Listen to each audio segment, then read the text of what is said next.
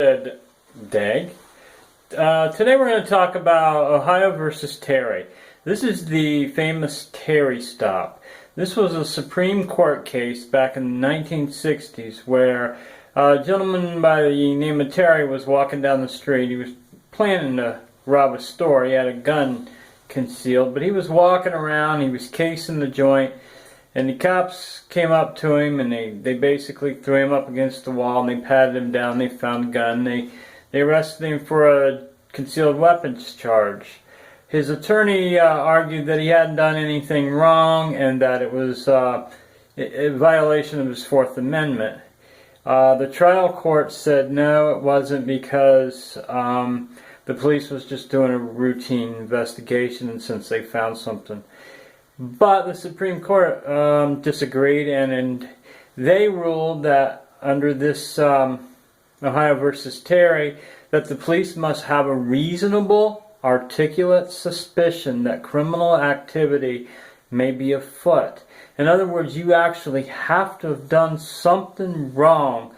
Just being suspicious in and of itself is not grounds for the police to intrude in your life.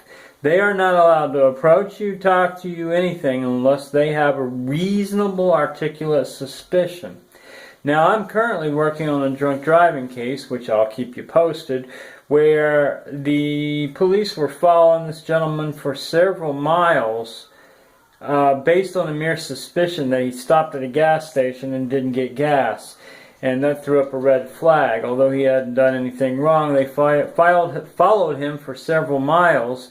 They ended up, they said they stopped him for crossing over the center line, but I have a video where in the video they say, well, he's hugging the line, but nowhere does he cross over the line. So I'm going to take this case before the judge soon, and I'll let you know how it comes out.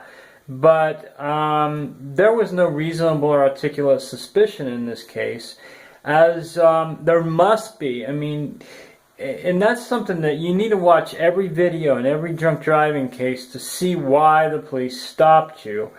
I've seen it go both ways. I had a lady come in once, and I got the video, and it turns out not only was she all over the road, she was blown through stop signs. She almost hit a couple different people. I mean, she was obviously not driving within the scope of what's legal. So, but then I see other videos where they don't even do anything wrong, and they're driving after midnight, so the cops just assume that it's somebody drunk or something. And you know, how many times do we get stopped after midnight for going 1 mile over? You know.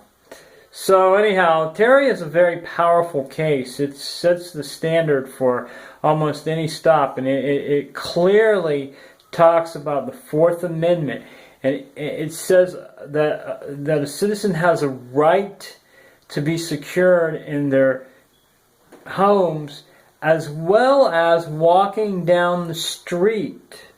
It says the police cannot intrude in your life unless you have clearly stepped outside the bounds of the law.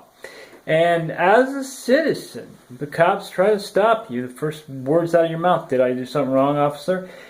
And keep walking. I mean, I always encourage people to be courteous to the police, because even if they're wrong, they can still, you know, knock the crap out of you or shoot you or make your life miserable and explain it away later. But always be courteous to the police. But if you haven't done anything wrong, they don't have a right to stop you for any reason. And they do. They do that. I mean, nobody's perfect. Everybody messes up at their job. And we all know there are bad cops out there. But anyhow, that's our story for today. Terry versus Ohio.